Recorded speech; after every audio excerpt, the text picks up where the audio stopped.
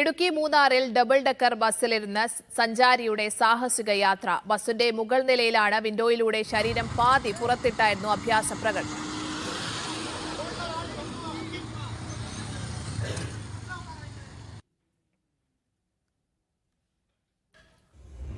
സിജോ വർഗീസ് വിവരങ്ങൾ പങ്കുവയ്ക്കാൻ ചേരുന്നുണ്ട്. സിജോ, ഇത് എപ്പോഴാണ് നടന്നത്?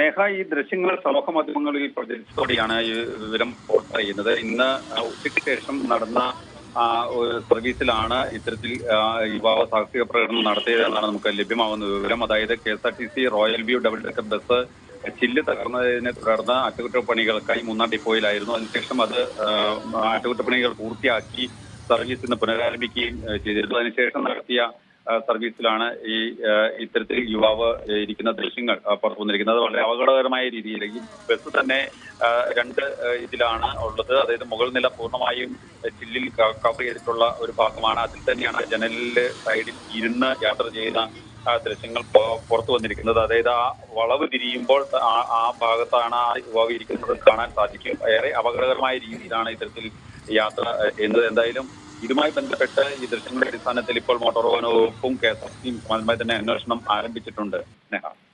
ശരി, സിജോ വർഗീസ് ഇടുക്കിയിൽ നിന്ന്.